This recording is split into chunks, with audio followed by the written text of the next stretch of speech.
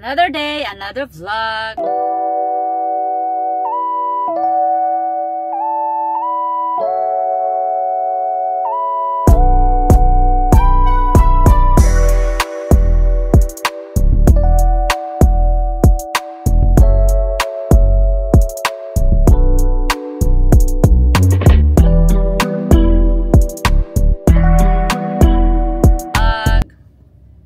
So, good morning guys. Happy Sunday everyone. Time today is 10:02. Tanaw ra kong bukis. 10:02 ng morning kasi magpapakarwash tayo ni Moana. Kasi nga matdumi guys. Parang hindi ko kaya siya na wala kasi akong pang-vacuum. Wala akong pang-vacuum eh. So, I need to car wash this one, wash this car. Kasi nga, ayun nga, wala nga tayong yung si expander, sabi naman to si tawag niyan Jazz, di ko na siya papakarwash guys, or ako na yung mag ki-clean sa kanya mamaya kasi lang yan sa labas lang yung niya yung dirty niya, labas lang. So ngayon punta tayo ng V-car wash.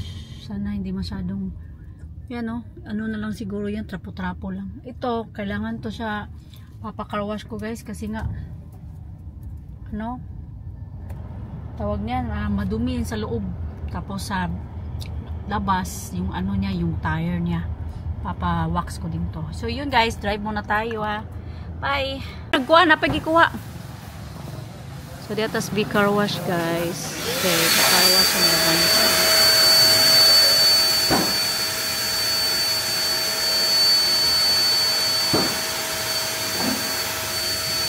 Yan, diatas sa V-car wash. Car wash na banta. The expander, car wash naman to. Ako nang tukul ka ng sapuhan ra. Bye guys. Ano to?